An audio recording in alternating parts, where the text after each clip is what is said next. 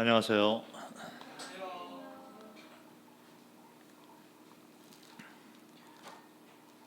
오늘 말씀은 브엘세바라는 제목으로 말씀을 나누려고 합니다.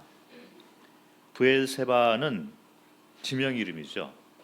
그래서 원래는 이제 그 블레셋 땅의 지명 이름인데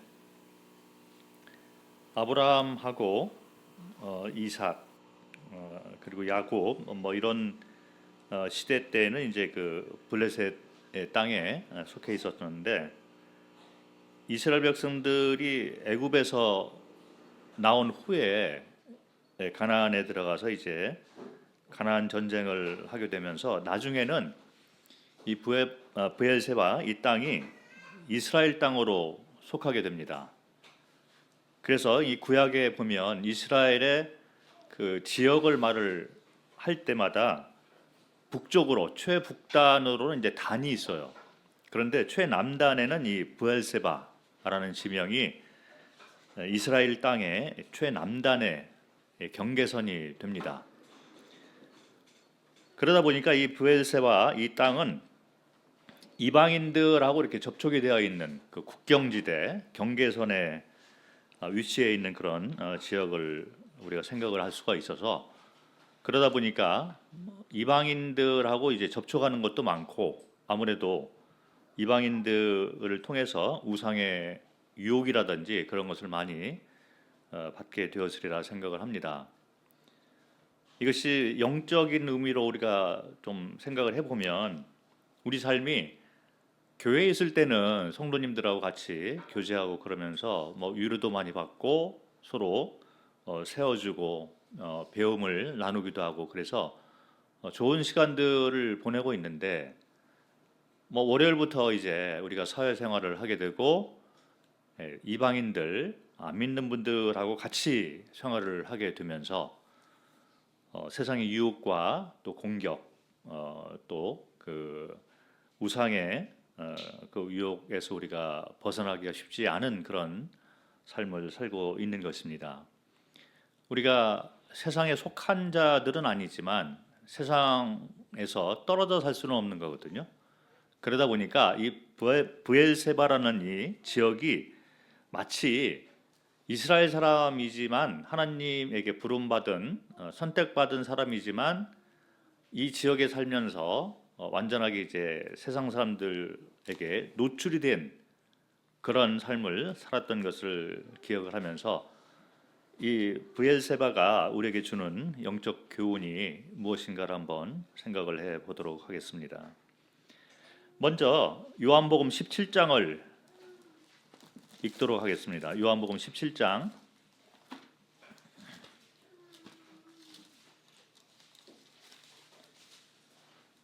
14절부터 19절 말씀을 먼저 읽도록 하겠습니다. 요한복음 17장 14절 말씀. 내가 아버지의 말씀을 그들에게 주었사오매 세상이 그들을 미워하였사오니 이는 내가 세상에 속하지 아니함 같이 그들도 세상에 속하지 아니함으로 인함이니이다.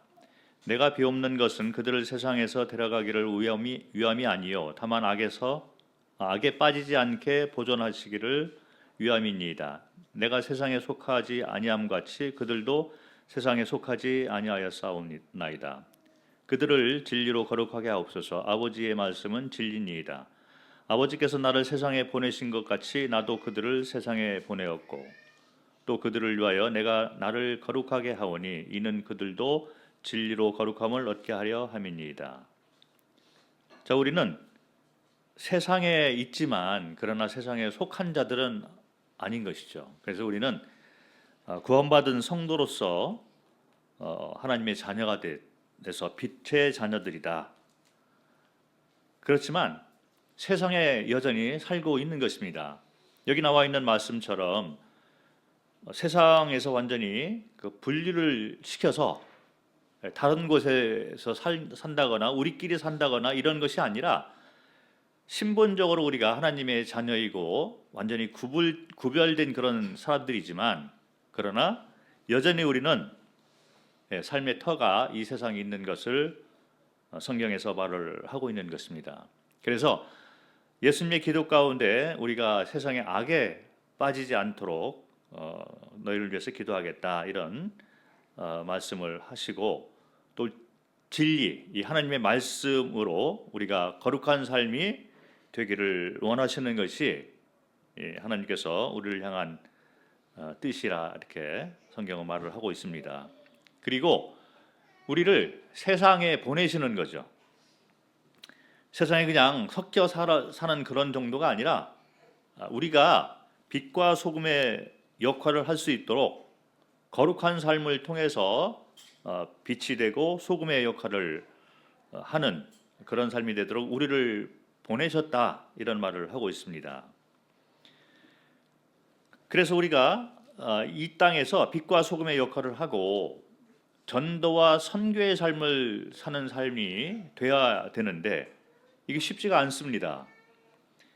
그래서 이어서 읽어보면 21절부터 요한복음 17장 21절부터 23절 말씀 가운데 너희가 어떻게 해야지 이 땅에서 진리의 말씀과 또 그 하나님의 그 힘을 통해서 거룩하게 되어지고 보내심을 받은 자처럼 빛과 소금의 역할로 전도와 선교하는 삶을 살 수 있는가를 그 원리를 이제 말씀을 해주고 있는 것이 21절부터 23절에 나와 있습니다. 읽겠습니다. 아버지여, 아버지께서 내 안에 내가 아버지 안에 있는 것 같이 그들도 다 하나가 되어 우리 안에 있게 하사 세상으로 아버지께서 나를 보내신 것을 믿게 하옵소서. 내게 주신 영광을 내가 그들에게 주었사오니 이는 우리가 하나가 된 것 같이 그들도 하나가 되게 하려 함이니이다. 곧 내가 그들 안에 있고 아버지께서 내 안에 계시어 그들로 온전함을 이루어 하나가 되게 하려 함은 아버지께서 나를 보내신 것과 또 나를 사랑하심 같이 그들도 사랑하신 것을 세상으로 알게 하려 함이로소이다. 한마디로 말씀을 드리면 연합이죠. 성경은 연합을 얘기를 하고 있습니다. 그래서 우리가 신분적으로 구원받았을 때 그리스도 예수 안에서 우리가 하나님과 연합된 자가 되어 있는데 세상에 남겨진 그런 삶을 살면서 이 세상을 이겨내고 세상에서 거룩한 삶을 살고 빛과 소금의 역할, 전도와 선교의 역할을 담당하기 위해서는 여전히 연합의 원리 가운데 우리 삶이 이어져야지 우리는 이 세상을 이겨낼 수가 있는 것입니다.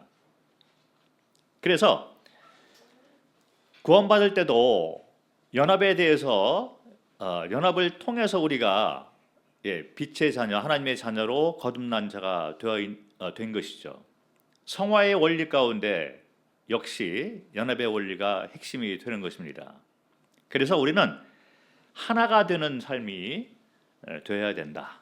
이런 말을 성경은 하고 있는 것입니다. 그래서 브알세바라는 이 지역, 그래서 구원받은 사람으로서 하나님에게 속한 예수 그리스도를 통해서 하나님과 연합된 신분을 가진 자로서 여전히 우리는 이 땅에 살고 있는데 이것이 바로 이제 그 브알세바의 영적 의미가 되어 있는데 이 연합된 삶이 과연 무엇이고 실제 살아가면서 우리가 연합된 삶을 살기 위해서 어떤 원리들이 필요한가를 한번 구약에 나와 있는 말씀을 통해서 살펴보도록 하겠습니다. 특별히 창세기 20장과 21장을 보면 브알세바라는 지역이 나오는데 아브라함이 그곳에 이제 살았던 것을 말을 해주고 있고 26장에 가서는 아브라함의 아들인 이삭이 브알세바에서 살았던 것을 말을 해주고 있는 것입니다. 그래서 아브라함과 이삭이 이 이방인의 땅에 하나님의 선택받은 사람으로서 이방인의 땅에 살아가고 있는 그 모습 가운데 영적인 교훈이 담겨 있는 것을 이 시간에 우리가 생각을 할 수가 있습니다. 그래서 이방 땅에 살고 있기 때문에 완전히 이제 삶이 노출이 되어 있잖아요. 그리고 이방 사람들이 아브라함과 이삭을 그냥 내버려 두지 않았을 것이다. 그럼에도 불구하고 아브라함과 이삭이 이제 승리의 삶을 살고 그 살아있는 예배의 삶을 살았던 그 원리가 무엇일까를 한번 생각을 해보도록 하겠습니다. 첫 번째, 우리가 이방인의 땅에 살면서 거기에 이렇게 섞여 살면서 무엇을 붙잡고 살아야 되는가? 첫 번째 원리가 뭐냐면 우리는 세상에서 은혜로 살아가는 자이다. 이거를 잊어버려서는 안 될 것입니다. 은혜가 없으면 한순간도 우리가 살아갈 수 없는 것을 우리는 알고 살아야 돼요. 은혜를 잊고 사는 사람들은 금방 유혹당하고 넘어지는 삶을 살 수밖에 없다는 거죠. 성도는 세상에 속한 자가 아니고 하나님에게 속한 자가 됩니다. 그런데 세상에 살고 있잖아요. 우리는 연약한 자들입니다.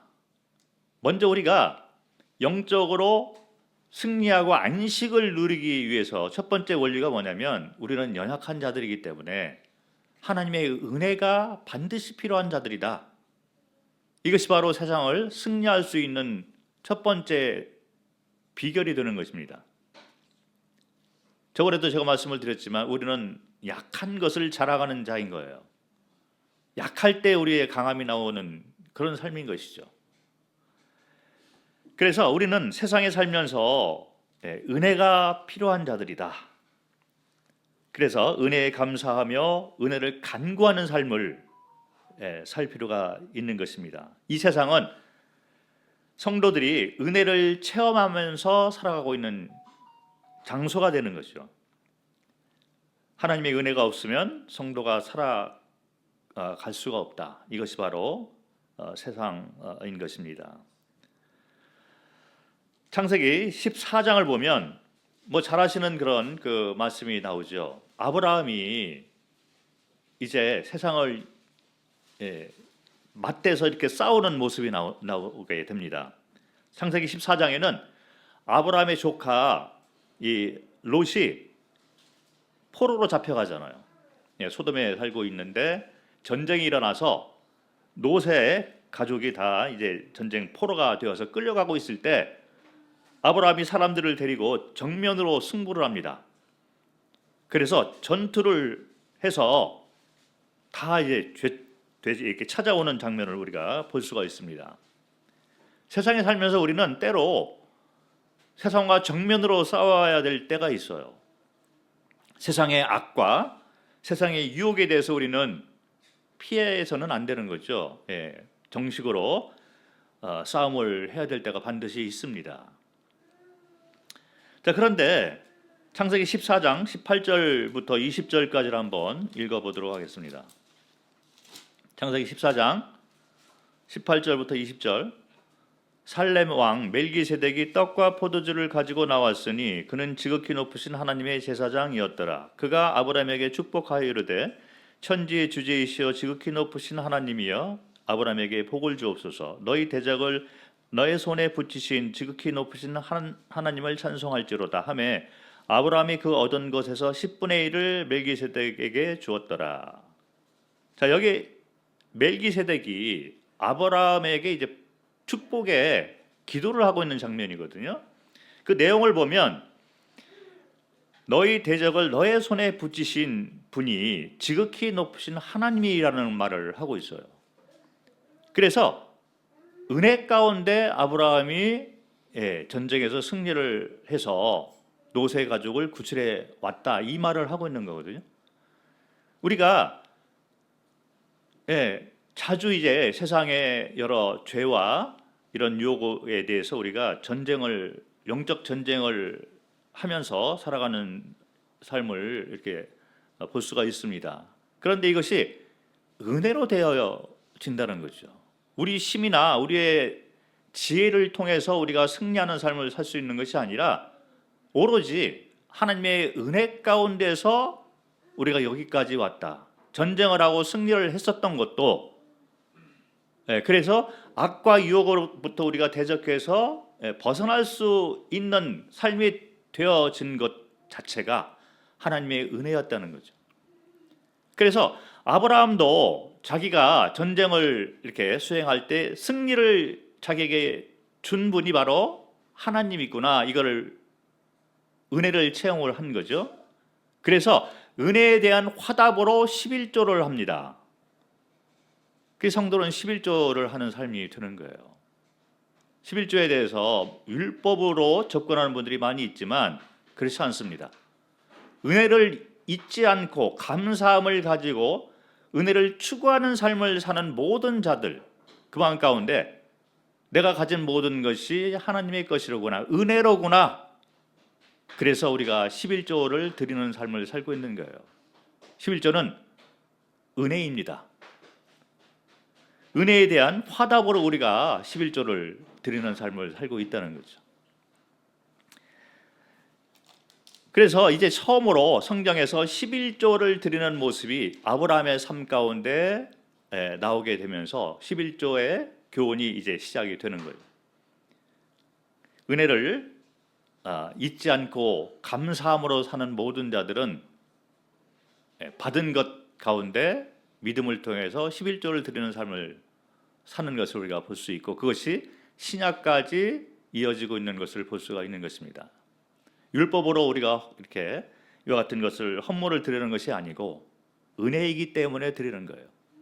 은혜를 잊지 않고 살기 때문에 나된 모든 것들, 호호하는 모든 것들이 은혜이다.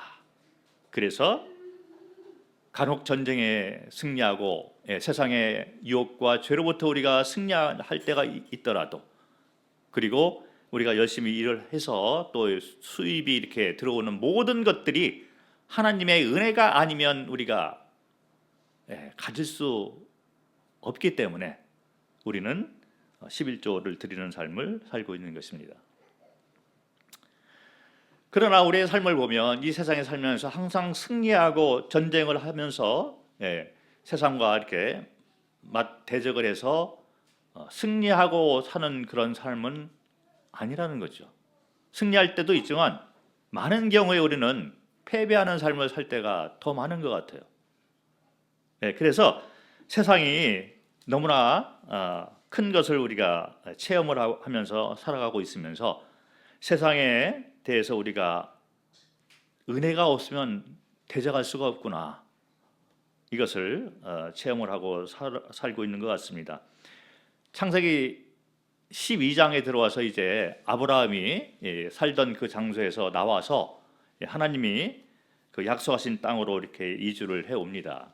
그런데 창세기 12장 10절부터 이렇게 보면 기근이 들잖아요.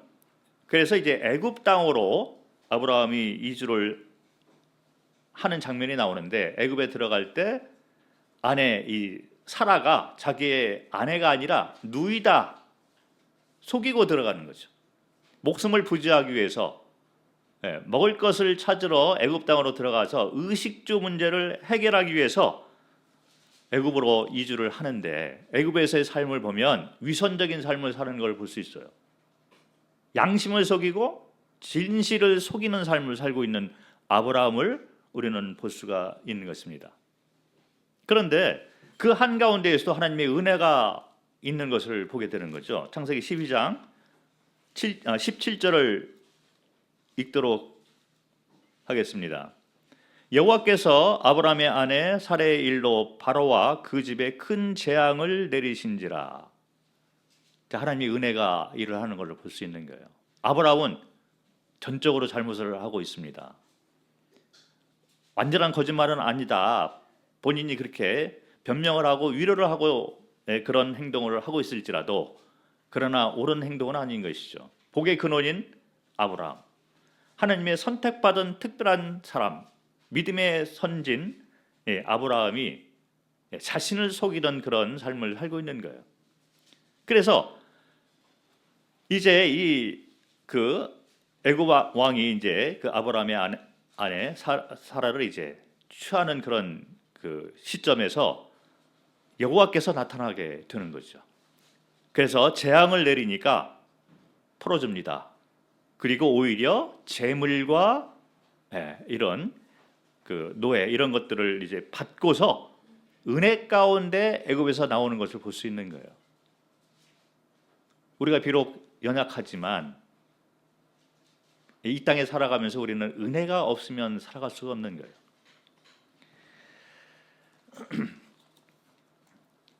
그런데 창세기 20장을 또 보면 똑같은 일을 아브라함이 다시 저지르는 걸 볼 수 있어요. 믿음의 선진, 믿음의 대표적인 본보기를 보여야 되는 아브라함이 창세기 12장에서 애굽 땅에서 이제 위선적인 삶을 그렇게 살았는데, 그때 하나님의 은혜 가운데서 더 많은 재물을 얻어서 나오게 되면서 아주 부자가 됐습니다. 그러면 은혜를 잊어버려서는 안 되는 거죠. 그런데 창세기 20장을 보면 이제 애굽 땅이 아니라 블레셋 땅으로 이주를 하게 되었는데, 브엘세바가 있는 그런 지역이 되는 거죠. 그런데 이 블레셋 땅에 들어가서 똑같은 일을 합니다. 아내 이 사라가 자기 누이다라고 또 속이는 거예요. 은혜를 받고 살아가는 사람이, 그런 체험을 가지고 살았던 그런 사람이 또다시 세상의 큰 물결 앞에서 의식주 문제를 해결하기 위해서, 목숨을 부지하기 위해서 똑같은 위선적인 삶을 사는 모습을 볼 수가 있습니다. 그것이 아브라함의 삶이었던 거예요. 그래서 창세기 20장 7절을 한번 보도록 하겠습니다. 7절, 이제 그 사람의 아내를 돌려보내라. 그는 선지자라. 그가 너를 위하여 기도하리니 내가 살려니와 내가 돌려보내지 아니하면 너와 내게 속한 자가 다 반드시 죽을 줄 알지니라. 이 블레셋 왕의 꿈에 하나님이 나타나서 이런 말을 하고 있는 거예요. 돌려보내지 않으면 내가 너를 죽이겠다, 재앙을 내리겠다. 그래서 아브라함은 위선적인 삶을 살면서 양심과 진실을 숨기고 사는 그런 연약한 이 세상 앞에서 무릎을 꿇고 자신을 숨기는 그런 삶을 살고 있는데, 하나님의 은혜로 다시 살아나는 걸 볼 수 있는 거예요. 은혜가 없으면 아무것도 할 수 없었던 아브라함. 그래서 이제 그 아비멜렉은 이제 블레셋 왕의 그 타이틀을 얘기를 하는 거죠. 명칭을 얘기를 하는데, 이 아비멜렉이 사라를 돌려보내고 재물을 주고 그 땅에 거주하는 것까지 허락을 합니다. 그 재물이 더 많아졌어요. 아내도 다시 살려오고, 그리고 그 땅에 허락을 받고, 이제 요즘 말로 하면 비자를 받고, 특별 비자를 받고 그 땅에 사는 그런 은혜를 받게 됩니다. 아브라함이 스스로 한 일이 아무것도 없는 거예요. 연약하고 변명거리나 찾고 아내 사라를 앞세우는 삶을 살면서 자신은 아내의 뒤에 숨어서 사는 위선적인, 양심과 진실을 숨기고 사는 그런 연약한 모습임에도 불구하고 하나님의 은혜 가운데에서 더 큰 재물과 안정된 그런 삶을 사는 아브라함을 우리가 볼 수가 있습니다. 하나님의 은혜인 거죠. 이것이 우리의 모습이 아닐까 생각을 합니다. 우리가 아브라함보다 더 큰 자일까요? 아브라함은 믿음의 조상, 자기가 살던 곳에서 모든 것을 버려놓고 하나님이 이렇게 약속하신 땅으로 했던 그런 사람이었습니다. 미래에 대한 보장이 아무것도 없는데 오직 하나님의 말씀을 믿는 그 믿음 가운데서 새로운 삶을 개척했던 믿음의 선진이죠. 그리고 전투를 하고 소돔 그 땅에서 롯을 구출했던 그런 사람이었습니다. 그리고 소돔의 그 재앙이, 심판이 내려올 때 소돔 땅을 위해서 중재 기도를 했던 아브라함이었잖아요. 성경에 아브라함은 믿음의 조상으로 나와 있는데, 우리는 연약한 자들이잖아요. 우리의 믿음이 아브라함하고 비견할 수가 없는 그런 자들입니다. 그러면 아브라함 자신도 은혜로 살았던 자인데 더더구나 우리는 더 큰 은혜로 살고 있어야 될 그런 사람들인 것이죠. 우리가 이 세상을 바라보면서 맨 처음에 우리 자신을 바로 알아야 될 필요가 있는 것입니다. 우리는 연약한 자들이고 아주 보잘것없는 자들이다. 내세울 것이 아무것도 없는 자들이고 오직 하나님의 은혜만 붙잡고 살아가는 자들이다. 은혜가 필요한 자들이다. 이것이 하나님과 연합된 삶으로 들어가는 필수 조건이 되는 거예요.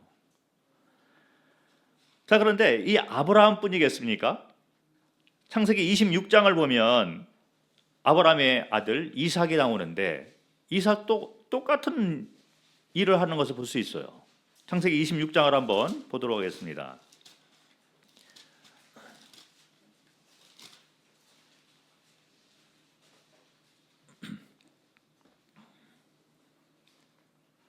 이 절 창세기 26장 2절 여호와께서 이삭에게 나타나 이르되 애굽으로 내려가지 말고 내가 내게 지시하신 땅에 거주하라. 이 땅에 거주하면 내가 너와 함께 있어 내게 복을 주고 내가 이 모든 땅을 너와 내 자손에게 주리라. 내가 내 아버지 아브라함에게 맹세한 것을 이루어 내 자손을 하늘의 별과 같이 번성하게 하며 이 모든 땅을 내 자손에게 주리니 내 자손으로 말미암아 천하 만민이 복을 받으리라. 그래서 하나님의 약속이 있습니다. 그냥 이 땅에 살아라 이렇게 얘기하는 것도 아니고 하나님이 약속, 하나님의 말씀을 주셔서 내가 너를 보호하겠다, 너에게 복을 주겠다 이런 약속을 했는데 그 후에 읽어보면 이삭의 삶을 보면 아브라함이 양심을 속이고 진실을 속여서 살았던 그 모습을 그대로 살고 있는 것을 볼 수 있어요. 이삭도 아내 리브가가 자기 누이라고 속여서 의식주 문제를 해결하고 목숨을 부지하기 위해서 그런 거짓된 삶을 사는 것을 볼 수가 있습니다. 그것이 이방 땅이기 때문에, 세상이기 때문에, 브알세바 그 지역이기 때문에 그들이 나를 죽일 것이다. 연약한 믿음이죠. 그래서 이삭도 아브라함이 아내가 누이다 이렇게 속인 것처럼 똑같이 그렇게 속입니다. 그런데 이삭이 또 누굽니까? 이삭이라는 그 이름 자체가 하나님의 은혜를 말을 하고 있어요. 이삭은 웃음이란 뜻이 담겨져 있는 이름입니다. 그런데 이 이삭의 어머니 이 사라가 노년이었잖아요. 아브라함도 노년이었는데 하나님이 이제 자녀를 너를 통해서 생산을 하겠다 이렇게 약속을 하니까 비웃음에 웃음을 짓습니다. 믿음이 없는 거예요. 내가 이렇게 노년이 되었는데 어떻게 자녀를 낳겠습니까? 그래서 비웃음의 이 불신의 비웃음이 나중에 이삭이 태어나는 것을 보면서 기쁨의 웃음으로 변화가 되었던 것을 볼 수가 있는 것입니다. 그래서 이삭이란 이 이름 자체가 웃음이라는 뜻을 가지고 있어요. 불신의 비웃음이 기쁨의 웃음으로 변화된 그런 삶. 그것이 이삭이 태어난 탄생의 비결이 됩니다. 그런 탄생의 비밀을 가지고 있는 이삭. 그리고 잘 알고 있는 것과 같이 아브라함이 이삭을 번제로 바치려 했을 때 하나님의 은혜 가운데서 이제 이삭이 다시 새로운 삶을 살게 되는 것을 볼 수가 있습니다. 제단 위에 꽁꽁 묶여가지고 놓여졌던 이삭이었잖아요. 그런데 하나님의 은혜로 말미암아 양이 대신 죽고 이삭이 사는 것을 직접 체험한 이삭이었습니다. 그리고 아내 리브가를 얻을 때도 하나님이 직접 관여하시고 은혜로 리브가를 이제 데려와서 아름다운 아내를 이렇게 얻게 되는 그 체험을 직접 했잖아요. 그리고 아까 방금 읽어드린 것처럼 창세기 26장 1절부터 5절 가운데 하나님의 약속을 받고 이방 땅에 살게 된 이삭입니다. 언약 가운데, 하나님과의 언약 가운데 살고 있는 이삭인데 그럼에도 불구하고 여전히 자신을 속이는 삶을 살고 있는 거죠. 리브가를 누이라고 속입니다. 의식주 문제를 해결하기 위해서, 목숨을 부지하기 위해서. 이것이 세상을 살고 있는 우리 모두의 모습이 아닐까 이렇게 생각을 합니다. 그래서 크리스찬인 것을 속이고, 어떤 때는 양심을 속이고, 진실을 속이고, 하나님의 말씀을 우리가 매일 읽고 묵상을 하고 지식을 쌓아가고 있지만 세상의 큰 물결 가운데서 우리가 무릎을 꿇고 말씀을 뒤로 남겨놓는 그런 삶을 살고 있는 것은 아닐까. 아브라함의 삶이 그랬고 이삭의 삶이 그랬듯이 우리는 더더구나 연약한 자이고 믿음이 없는 그런 삶을 살고 있는 것 같습니다. 그렇기 때문에 우리는 하나님의 은혜가 아니면 이 세상을 살아갈 수가 없는 자들이라는 것을 잊어서는 안 될 것입니다. 그래서 매 순간순간 우리가 호흡하는 이 순간순간 자체가 하나님의 은혜이다. 은혜가 아니고 우리는 여기까지 올 수가 없었다는 것을 잊어서는 안 되는 거예요. 이것이 크리스찬의 삶이 됩니다. 하나님과의 연합의 관계 가운데 우리가 살기 위해서는 은혜를 잊어서는 그 길을 갈 수가 없는 것이다. 이삭이 그렇게 자신을 속이는 삶을 살았음에도 불구하고 창세기 26장 11절부터 13절을 보니까 더 큰 재물을 받고 은혜 가운데서 복을 누리고 있는 걸 볼 수가 있습니다. 11절 아비멜렉이 이에 모든 백성에게 명하여 이르되 이 사람이나 그의 아내를 범하는 자는 죽이리라 하였더라. 이삭이 그 땅에서 농사하여 그 해에 100배나 얻었고 여호와께서 복을 주심으로 그 사람이 창대하고 왕성하여 마침내 거부가 되어 자신을 속이는 그런 사람, 위선적인 삶을 사는 그런 사람임에도 불구하고 하나님이 오히려 복을 주는 것을 볼 수 있는 거예요.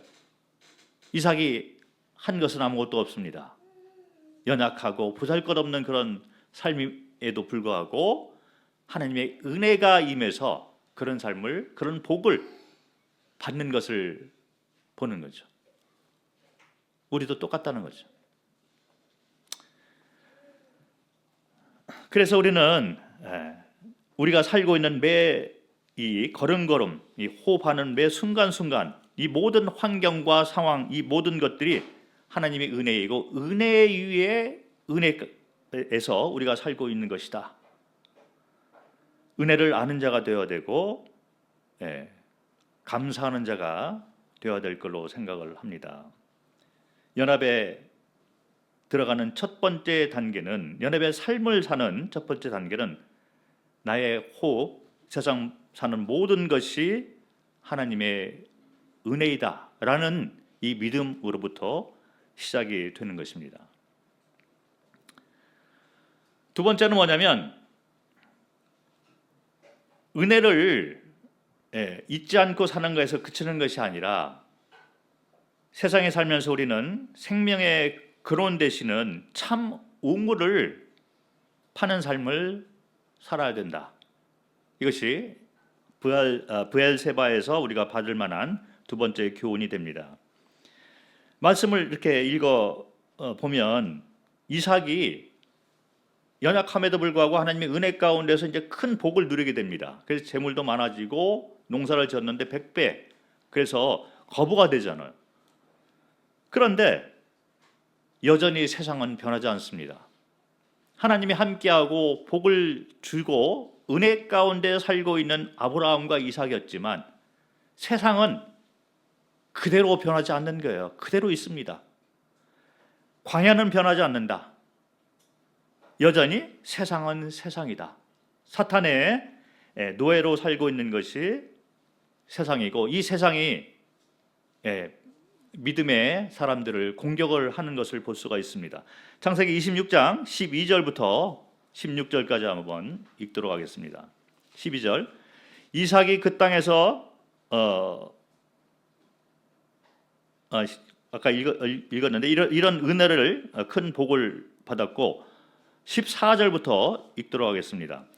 양과 소가 때를 이루고 종이 심이 많으므로 블레셋 사람이 그를 시기하여 그 아버지 아브라함 때에 그 아버지의 종들이 판 모든 우물을 막고 흙으로 메웠더라. 아비멜렉이 이삭에게 이르되 내가 우리보다 크게 강성한즉 우리를 떠나라. 세상은 변하지 않는 거예요. 광야는 변하지 않습니다. 은혜를 받고 복을 누리고 살아가는 이삭이었지만 이 블레셋 사람들이 그걸 보고 시기를 하잖아요. 그리고 죽이려고 하고 이곳을 떠나라. 우리보다 네가 더 강해졌구나. 그래서 배척을 하고 핍박을 하는 것을 볼 수가 있습니다. 그리고 이 아브라함이 팠던 그 우물을 메꾸는 작업을 하죠. 그 얘기는 물이 없으면 이제 의식주에 있어서 가장 필수적인 것이 물인데, 그거를 메꿔서 배척을 했다는 것은 여기를 떠나라, 죽이겠다, 이런 의미를 담고 있는 것입니다. 우리가 세상에 살면서 은혜 가운데 매 순간순간을 살고 있지만 세상은 여전히 우리를 공격을 하고 우리를 배척을 하고 죽이려고 하는 것이 이 세상의 물결인 것이 성경의 가르침이 되는 것입니다.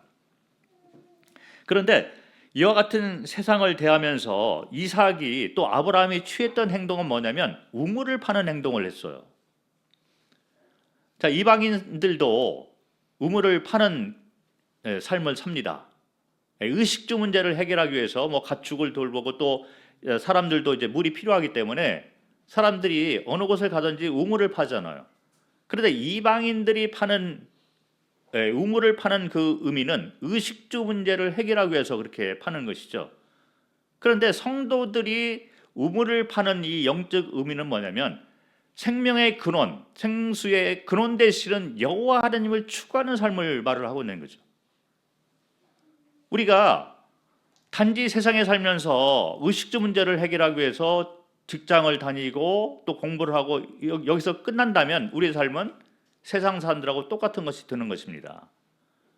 그러나 우리가 직장을 다니고 이 세상에서 살고 있는 것은 매 순간순간이 참 생수의 근원, 생명의 근원되는 여호와 하나님을 추구하는 삶이 되는 거예요. 그래서 우리는 학교에서나 직장에서나 단지 의식주 문제를 해결하기 위해서 그곳에 있는 것이 아니라 이와 같은 삶을 통해서 우리는 주님을 배우고 있는 것이죠. 그리고 생명의 근원이 여호와 하나님에게 있다. 이 믿음 가운데 살고 있는 것입니다.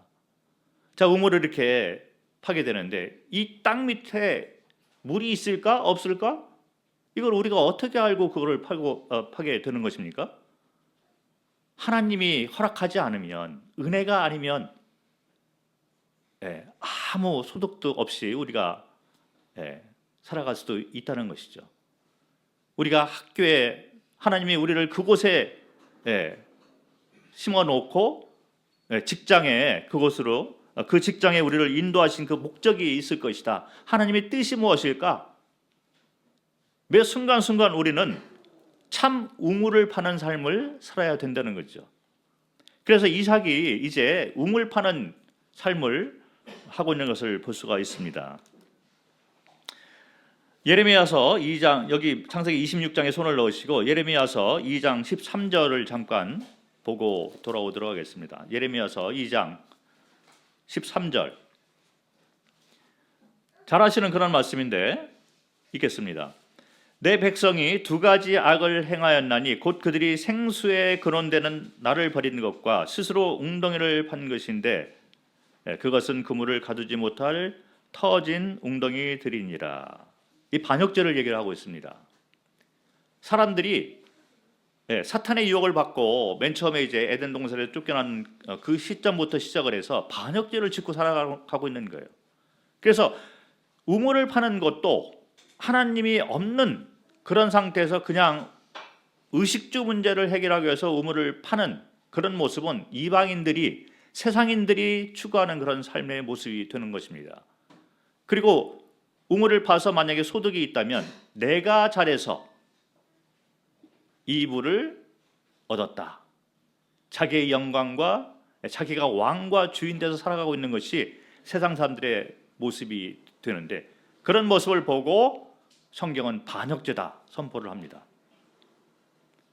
우리가 이 세상에 살아가는 모든 매 순간순간이 하나님을 추구하는, 생명의 근원되고 생수의 근원되는 여호와 하나님을 추구하는 삶이 되어야 된다는 거예요. 그것이 바로 영적인 삶이 되고 하나님이 원하시는 그런 삶이 되는 것입니다. 그래서 직장에서 우리가 이 소득을 받고 또 학교에 들어가서 공부를 하는 모든 것들이 우리 스스로 되어진 것보다도 생수의 근원 되시는 분이 나를 그곳으로 인도했다.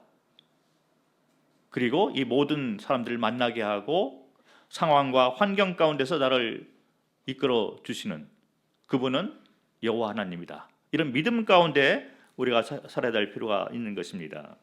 그래서 창세기 26장 이삭의 삶을 보면 블레셋 사람들이 이제 시기를 해서 공격을 하기 시작을 하고 우물을 이렇게 메꾸는 그런 공격을 당했을 때 여기 17절 26장 17절을 보니까 이삭이 그곳을 떠나게 됩니다. 그리고 우물을 계속 파는 삶을 사는 걸 볼 수 있어요. 17절에 이삭이 그곳을 떠나 그랄 골짜기에 장막을 치고 거기 거류하며 그 아버지 아브라함 때에 팠던 우물들을 다시 팠으니 이는 아브라함이 죽은 후에 블레셋 사람이 그 우물들을 메웠습니다.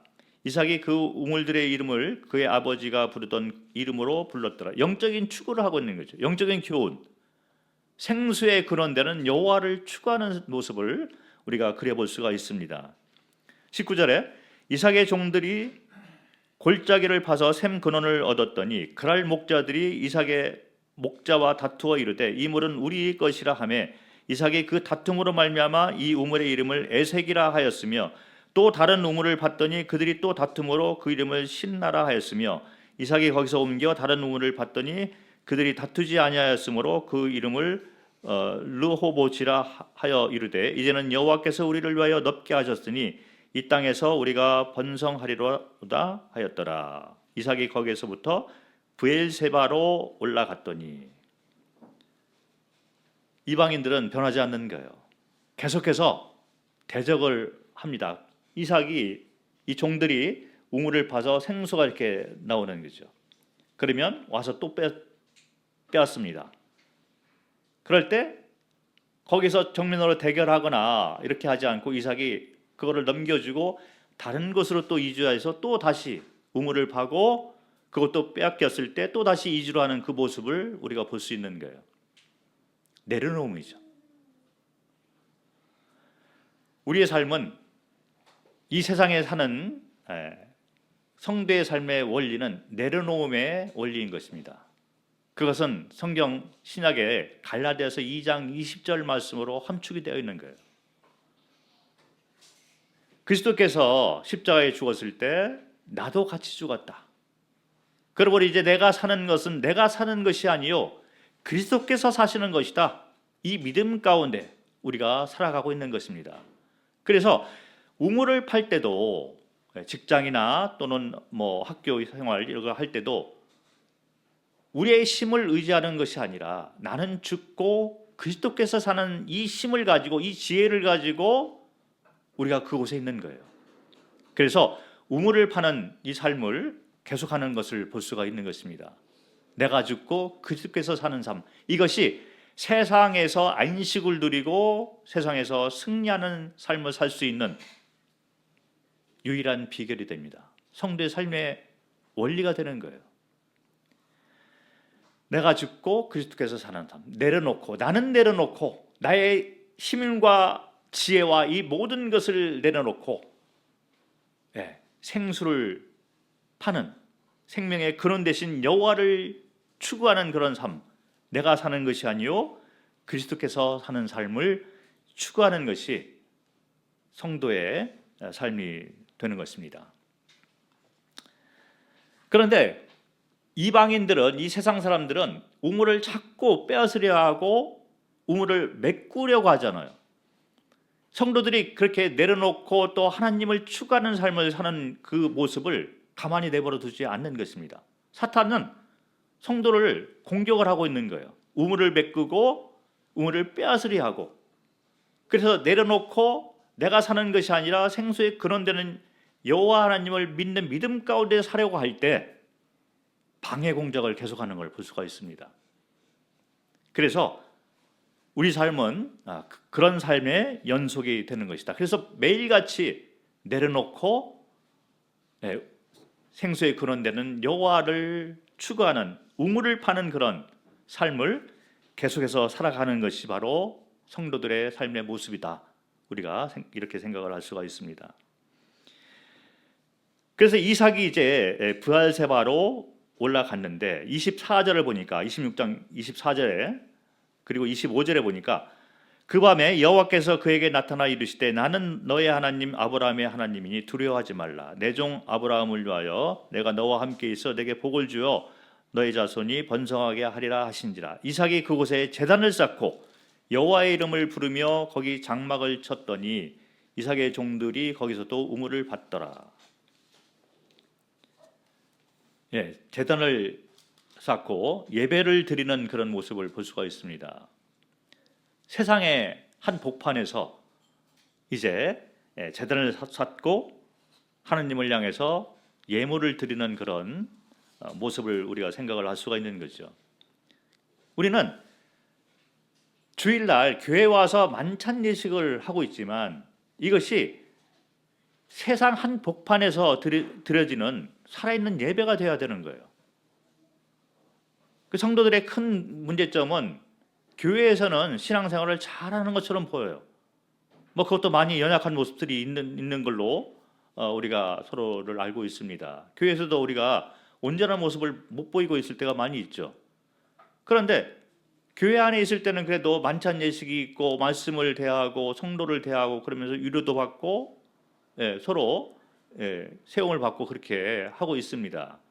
그런데 월요일부터 이제 세상에 들어가면 교회에서 했던 모든 것들이 다 잊어버리고 세상에 살면서 세상 방법대로 살아가는 우리의 모습을 너무나 자주 보게 되는 걸 체험하고 살아가고 있는 것 같아요. 그런데 세상 한 복판에도 제단을 쌓아놓고 거기서 살아있는 예배를 드리는 삶을 살아야 된다는 거죠. 그것은 갈라디아서 2장 20절이 우리 삶 가운데 세상에서 살아가면서 그것이 우리의 영적 원리로 우리를 이끄는 그런 삶을 우리가 살 때 우리 삶은 세상 한 복판에서 살아있는 예배의 삶이 되는 것입니다. 내가 죽고 그리스도께서 사는 삶, 내려놓을 줄 아는 삶, 자아를 내려놓고 자아가 깨지는 삶, 그리고 여호와 하나님, 생명의 근원, 생수의 근원 되시는 여호와 하나님을 추구하는 삶을 사는 것이 살아있는 예배가 되는데, 이 살아있는 예배는 세상 한 복판에서 드려지는 것이다. 교회에서 드려지는 것이 아니라 브엘세바, 이 세상의 한 복판에서 드려지는 것이다.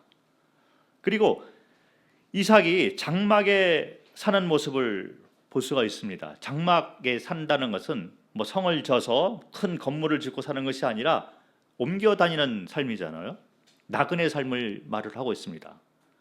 성도의 삶이 나그네의 삶이 되는 거죠. 우리는 이 땅에 천년 만년 영원히 뿌리를 받고 사는 그런 사람들이 아닌 것입니다.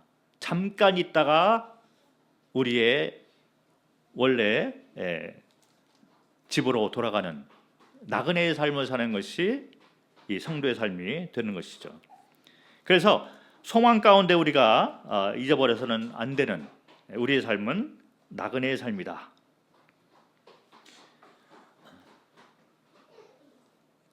그렇게 되었을 때 이제 세 번째 교훈으로 이방인들에게 선한 영향력을 이렇게 끼치면서 살아가는 삶이 될 수가 있어서 전도와 선교의 삶이 되는 것을 볼 수가 있습니다. 창세기 26장 26절부터 29절을 읽도록 하겠습니다. 아비멜렉이 그 친구 아웃삿과 군대장관 비골과 더불어 그랄에서부터 이삭에게로 온지라. 이삭이 그들에게 이르되 너희가 나를 미워하여 나에게 너희를 떠나게 하였거늘 어찌하여 내게 왔느냐. 그들이 이르되 여호와께서 너와 함께 계심을 우리가 분명히 보았으므로 우리의 사이 곧 우리와 너 사이에 맹세하여 너와 계약을 맺으리라 말하였노라. 너는 우리를 해하지 말라. 이는 우리가 너를 범하지 아니하고 선한 일만 내게 행하여 내가 평안히 가게 하였음이니라. 이제 너는 여호와께 복을 받은 자니라. 자, 그들이 와서 이 빼앗고 쫓아냈던 사람들이 와서 스스로 고백을 하는 장면이 나와 있는 것입니다. 무슨 고백을 하냐면 28절에 보니까 여호와께서 너와 함께 계심을 우리가 분명히 봤다. 29절에 너는 여호와께 복을 받은 자다.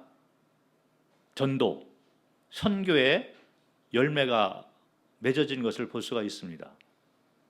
그런데 어떻게 이 이방인들이 이런 고백을 이삭 앞에서 하게 되었을까요? 이삭을 바라보니까 연약한 자이잖아요. 그래서 자신을 속이고 거짓말을 했던 변명으로 이렇게 위장해서 위선적인 삶을 사는 사람이었는데 하나님의 은혜가 거기에 나타나서 삶을 복으로 인도하는 걸 바라보게 되는 거죠. 그리고 거기서 끝나는 것이 아니라 자기들이 내쫓고 배척을 했을 때 이삭이 자꾸 옮겨가면서 내려놓음을 보여주고 그리고 계속 우물을 파는데 생수가 계속 나오는 걸 바라보게 되면서 그리고 브엘세바로 옮겨가서 거기에 제단을 세워놓고 살아있는 예배를 드리는 장면을 보고 그리고 나그네의 삶을 사는 것을 바라보면서 이방인들이 결국에는 이런 고백을 하는 거예요. 너는 여호와께 복을 받은 자다. 그리고 여호와께서 너와 함께 계시면 우리가 분명히 봤다. 그러니 우리가 협약을 해서 서로 해하지 말자. 전도가 되어지는 거죠. 현장 이 세상의 한 복판에서 선교사의 삶을 사는 그런 모습을 우리가 상상할 수가 있는 것입니다. 자, 우리가 학교에서나 또 직장에서 어떤 삶을 살아야 될까? 은혜를 잊어버리지 않는 삶, 그리고 내려놓음의 원리, 내려놓고 자아가 죽고 대신에 생명의 근원되고 생수의 근원되는 여호와 하나님을 찾는 그 믿음 가운데 사는 삶, 내가 죽고 그리스도가 사는 삶을 사는 모습을 볼 때 옆에 있는 사람들이 우리의 삶을 통해서 구원받게 되고 하나님을 만나게 되는 것을 우리가 볼 수가 있는 것입니다. 이것이 바로 연합의 삶을 사는 것을 통해서 전도와 선교의 열매가 맺어져서 이방인들을 연합으로 초대하는 삶이 되는 것입니다. 우리는 이 브알세바 이 지역에서 살고 있는 거예요. 세상에서 살고 있는 것입니다.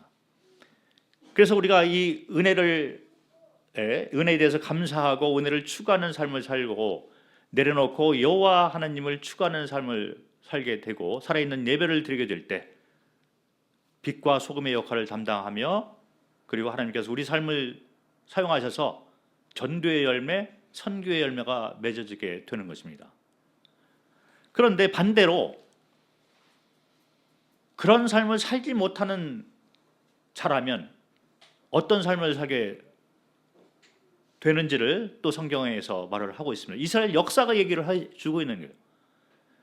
브엘세바라는 이 지명이 이 구약 성경에 보면 소선지서 이런 곳에서 많이 나와 있습니다. 이스라엘 역사 가운데 자주 나오는 그런 지명이에요. 왜냐하면 말씀드린 것처럼 이스라엘의 최남단의 국경지대가 되는데 이스라엘이 영적으로 잘 서 있을 때는 이방 사람들이 패배를 하고 그리고 이방 사람들에게 좋은 영향을 미쳐가지고 그들이 이스라엘을 바라보면서 이스라엘에게 복이 있다, 여호와께서 이스라엘과 함께 한다는 것을 그들이 스스로 고백하는 그런 삶을 살게 되는데, 반대로 은혜를 잊어버리고 자기 중심으로 살아가면서 세상에 뿌리를 내리고 살고 우상을 섬기는 그런 삶을 살아간다면 브엘세바는 우상의 단지로 변하는 것을 볼 수가 있는 거예요. 그게 이스라엘의 역사가 됩니다. 우리의 삶도 똑같다는 거죠. 우리가 이 세상에 살고 있는데 하나님과 연합된 삶을 살게 되면 우리 삶을 통해서 세상 사람들이 구원받고 전도의 열매와 선교의 열매가 있을 것입니다. 그런데 여전히 은혜를 잊어버리고 세상 사람들이 살고 있는 그런 방식대로 살아가게 된다면 오히려 우리는 우상의 노예가 되는 그런 삶을 살게 된다는 것입니다. 우리는 세상에 속한 자가 아니고 신분적으로 완전히 구별된 그런 자들이 됩니다. 그런데 여전히 세상에 살고 있잖아요. 브알세바에 살고 있는 거예요. 이 세상 한복판에서 하나님과 연합되어 사는 삶, 내가 죽고 그리스도가 사는 삶을 산다면 우리는 세상에 선한 영향력을 미칠 것입니다. 그런데 반대로 은혜를 잊고 자기가 주인 돼서 사는 그런 삶을 살게 된다면 우리는 우상의 노예로 이 세상을 살게 된다는 것이 브엘세바를 통해서 우리에게 말씀하는 하나님의 교훈이 됩니다. 여기까지 말씀을 하고 마치도록 하겠습니다.